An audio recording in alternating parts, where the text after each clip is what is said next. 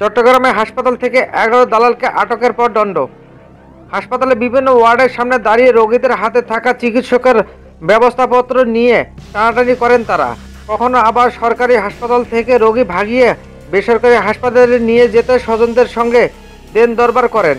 গতকাল রোববার Chittagong medical college হাসপাতালে অভিযান চালিয়ে এ ধরনের কর্মকাণ্ডে যুক্ত থাকা 11 জনকে আটক করেছে র্যাব। পরে তাদের বিভিন্ন মেয়াদে কারাদণ্ড ও অর্থদণ্ড দেন ভ্রাম্যমাণ আদালতের নির্বাহী ম্যাজিস্ট্রেট। চমেক হাসপাতালের পরিচালক ব্রিগেডিয়ার জেনারেল মোহাম্মদ তাসলিম উদ্দিন বলেন, দালালদের দৌরাত্ম্য কমাতে র্যাবকে সহযোগিতা করতে বলেছি। তারা অভিযান চালিয়ে 11 জনকে আটক করে। পরে তারা বিভিন্ন মেয়াদের দণ্ড দেওয়া হয়েছে। র্যাব জানায়, অভিযানে আটক হওয়া ব্যক্তিরা হাসপাতালের দালাল হিসেবে পরিচিত।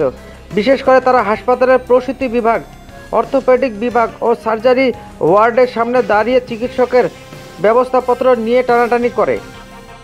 এসব কর্মকাণ্ডের সঙ্গে জড়িত ব্যক্তিরা বিভিন্ন ওষুধের দোকান, বেসরকারি হাসপাতাল ও রোগ নির্ণয় কেন্দ্রের লোক। র্যাবের পাঠানো এক সংবাদ বিজ্ঞপ্তিতে জানানো হয়েছে, আটককৃত দালাল চক্রের সদস্যরা প্রাথমিক জিজ্ঞাসাবাদে জানিয়েছেন, তারা মূলত গ্রামের দরিদ্র, অসহায় ও চিকিৎসা ব্যবস্থা সম্পর্কে অনভিজ্ঞ লোকদের টার্গেট করেন। সরকারি হাসপাতালে চিকিৎসার কথা বর্ণনা করে রোগী ও তাদের স্বজনদের মধ্যে ভয়ভীতি সৃষ্টি করেন এবং এর মাধ্যমে টাকা হাতিয়ে নেওয়া হয়। আটক ব্যক্তিদের মধ্যে 8 জনকে বিভিন্ন মেয়াদে কারাদণ্ড ও 3 জনকে অর্থদণ্ড দেওয়া হয়। তাদের মধ্যে মোহাম্মদ ইকবালকে 7 দিন, নুরুল কাদের 15 দিন, অনিলধর 15 দিন, সানিদে 7 দিন, মেহেদি 7 দিন, শাহজাহান 15 দিন, আকাশ সরকার 7 দিন, মোশাররফ হোসেনকে 7 দিনের বিনাশ্রম কারাদণ্ড দেওয়া হয়েছে।